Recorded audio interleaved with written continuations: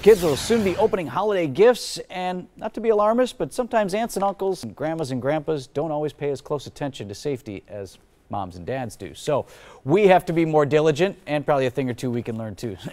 Jane Howard is Community Education Supervisor specializing in injury prevention with Children's Hospital of Wisconsin. Great to see you again, Jane. Thanks. All right, let's talk about a couple of things to keep top of mind when we're looking for gifts for children or that our children are going to get.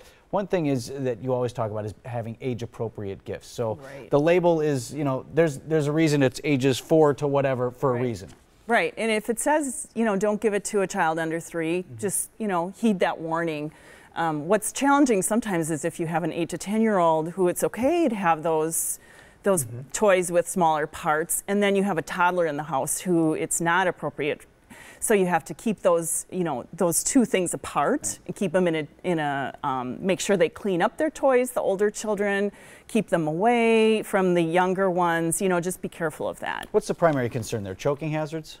Yeah, it's mostly choking on the smaller parts. There's also a lot of toys out there that are magnetic. They cling together with magnets and they can swallow those, and those can really be bad. I think something else that I know you talk about, you probably see people in the ER at Children's every year, are batteries. The tinier batteries now, and they're making them harder to get at. You know, usually you need a screwdriver now, but watch for those little tiny batteries. They call them button batteries, and those also get swallowed in there. Yes, it's that's a huge hazard.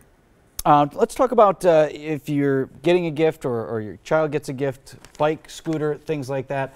There are a number of things that should also come with that, and it's easiest to do it right away. Yeah, it's give them together. Give the bike helmet, give the knee pads, give the elbow pads, give all that equipment at the same time, because then they get used to using it and it'll just be part of the toy. Don't think of it as an after fact. Well, that's something we were just kind of joking, but you know, you always say, well, we survived. Well, we did survive, but we got hurt a lot. Right.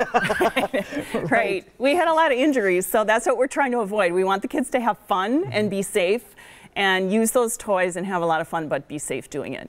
On the choking hazard, I want to go back to that real quickly because particularly if you haven't been around little kids for a little while, so maybe you're buying for them. What's the rule of thumb on the size of things? You know, I know I've heard the tube, right? The like toilet paper tube. The toilet paper tube. If it can fit in there and go all the way, you know, and fit all the way in there, then it's too small for a child under 3. Okay. Good to know. Thanks, Jane. Appreciate the advice. And you can find more information on toy safety this holiday season or anytime here on our website, tmj4.com. We've got a link set up for you there.